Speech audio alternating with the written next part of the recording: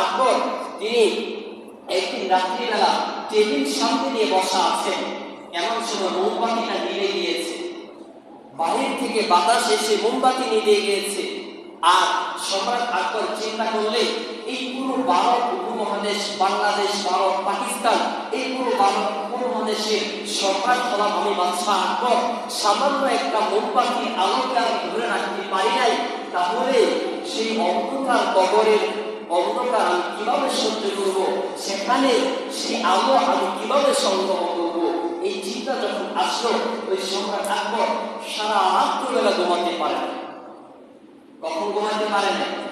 সারা রাত্রিবেলা সম্রাট আকবর ঘুমাতে পারেন নাই। সকালবেলা যখন রাজমহলে চলে গেলেন, সংসদ ভবনে চলে গেলেন, সংসদ ভবনে যাওয়ার পর সম্রাট আকবর তার সিংহাসনে বসলেন। সিংহাসনে বসার পর সমস্ত মন্ত্রীরা এমপিরা বসে তাকিয়ে আছেন। সম্রাট আকবর চিন্তিত কেন? সম্রাট আকবর চিন্তা করতেছে কেন? কোনো কথা বলতেছে না। তখন একজন মন্ত্রী ছিলেন বীরবল, হিন্দু, ও বীরবল বলতেছে, ও সম্রাট জাহাপনা, আপনি এত চিন্তিত কেন? আপনি এত চিন্তিত দেখাচ্ছে কেন?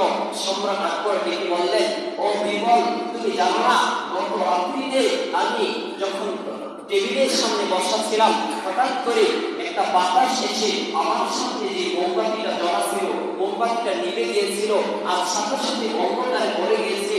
আমি এই ভারত উপমহাদেশের একজন সম্রাট, সারা ভারত উপমহাদেশে আমার সৈন্য সামর্থ্য কোনো কিছু অভাব নেই। আমার অসংখ্য লক্ষ লক্ষ আমার সৈন্য আছে, হাজার হাজার আমার চাকর উপর আছে, ধন সম্পত্তি কোনো কিছুর অভাব নেই, আরাম আয়েসের কোনো কিছুর অভাব নেই, কিন্তু সামান্য আলোটাকে আমি ধরে রাখতে পারি নাই। আমার চিন্তা লাগতেছে আমি যখন মরে যাব, আমার চুক্তিটা যখন বন্ধ হয়ে যাবে, কবরের যে অন্ধকারটা হবে, সেই অন্ধকারে আমি কিভাবে সহ্য করব? সেই কবরের অন্ধকার আমি কিভাবে সহ্য করব? এই ভয়ে আমি সারা রাত থেকে ঘুমাতে পারি নাই। এই চিন্তায় আমি চিন্তিত হয়ে গিয়েছি। বীরবল বলতেছেন, ও সম্রাট আকবর জাহাপনা, আপনাদের যে নবী ছিল, সেই নবী দুনিয়াতে কতদিন হায়াত পেয়েছিলেন? সম্রাট আকবর ডেকে বললেন, বীরবল, আমাদের যে নবী ছিল, আমাদের নবী 63 বছর হায়াত পেয়েছিলেন। কত বছর? 63 বছর হায়াত পেয়েছিলেন।